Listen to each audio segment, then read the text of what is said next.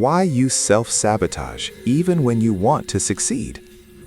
Most people believe failure comes from a lack of intelligence, discipline, or opportunity. But the truth is far more unsettling.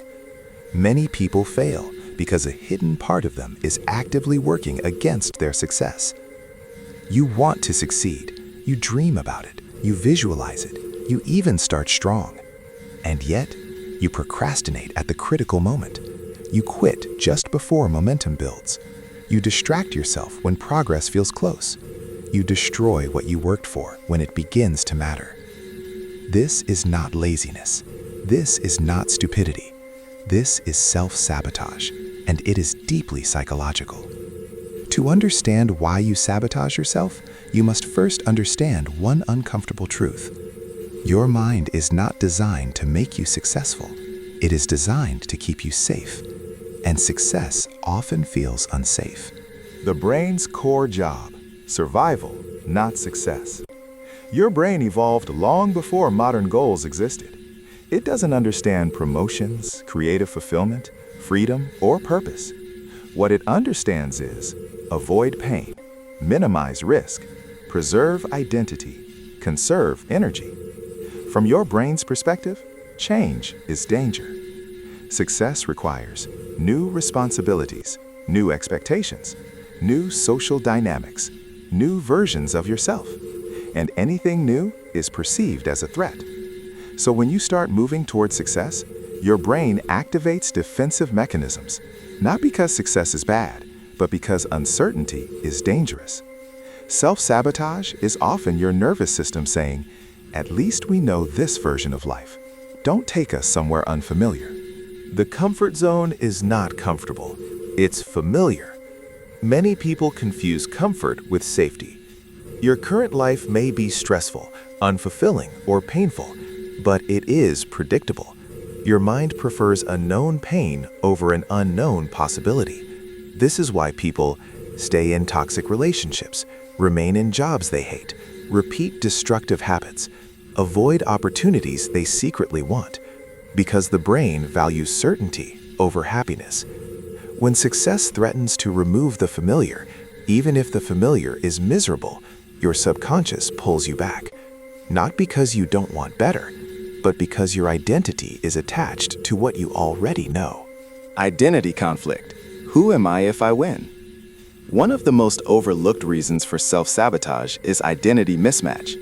You may consciously want success, but unconsciously believe, people like me don't succeed.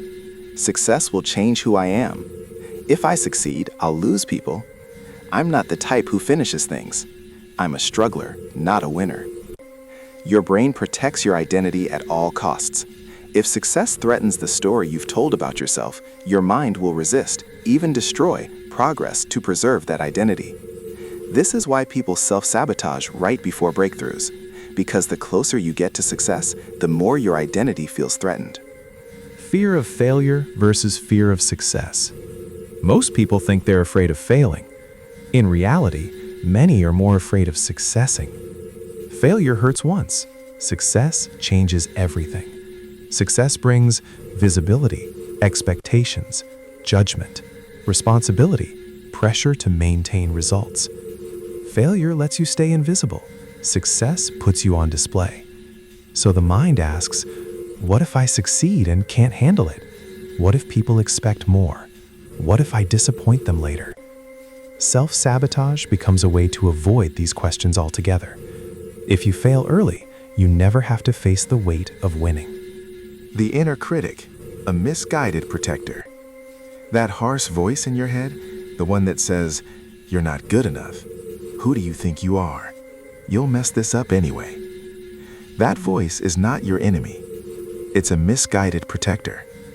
At some point in your life, being small, quiet, or invisible may have kept you safe, emotionally or socially. Your inner critic learned, if we don't try, we can't be hurt. So it attacks your confidence before the world can.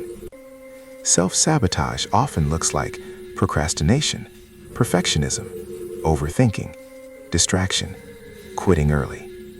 But underneath it is a protective mechanism trying to prevent pain. Trauma and the fear of stability.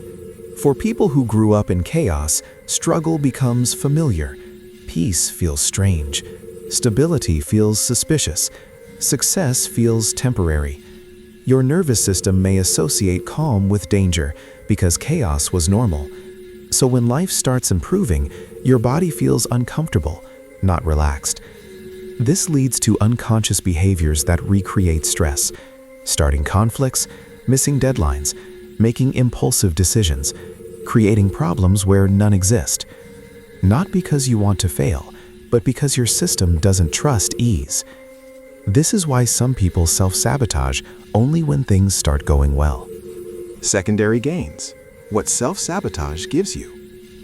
Self-sabotage isn't random. It often provides hidden benefits. Failure can give you sympathy, lower expectations, excuses, a sense of moral superiority. I could have succeeded if I wanted. Protection from judgment. Success removes these shields. When you succeed, you lose excuses. So the subconscious asks, what do I lose if I win? If the emotional cost feels too high, sabotage feels safer. Perfectionism, fear wearing a mask. Perfectionism is one of the most socially accepted forms of self-sabotage. It looks productive, it sounds responsible, but perfectionism delays action until conditions feel safe, and safety never comes.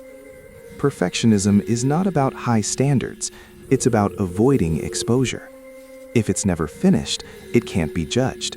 So people endlessly prepare but never execute. 9. The dopamine trap. Your brain is wired for immediate reward. Success requires delayed gratification, long periods of uncertainty, effort without instant payoff. So the brain looks for quick dopamine, social media, entertainment, comfort food, escapism. Self-sabotage often shows up as distraction, not because you don't care, but because your brain wants relief now. Long-term success feels abstract. Short-term pleasure feels real. Why awareness alone is not enough. Many people understand self-sabotage intellectually, but still repeat it. Why? Because self-sabotage is not a mindset problem, it's a nervous system problem. You cannot logic your way out of a survival response. Real change begins when you make success feel safe, build tolerance for discomfort, create new identities gradually, prove to your system that growth doesn't equal danger. Small wins matter more than motivation. Consistency matters more than intensity. 11. How to stop self-sabotaging. Psychological reframe. You don't defeat self-sabotage by force. You dissolve it by listening.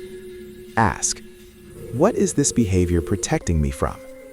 What am I afraid would happen if I succeeded? Who would I become if I didn't fail? Then work with your mind, not against it. Progress that feels safe will always outperform progress fueled by pressure. The final truth. You are not broken. You are not lazy. You are not incapable. You are protecting yourself with outdated strategies. Self-sabotage is not a flaw. It is a survival mechanism that no longer serves you. And once you understand that, you stop fighting yourself. You stop shaming yourself. You start rebuilding trust with your own mind. Because the moment success feels safe, you stop destroying it.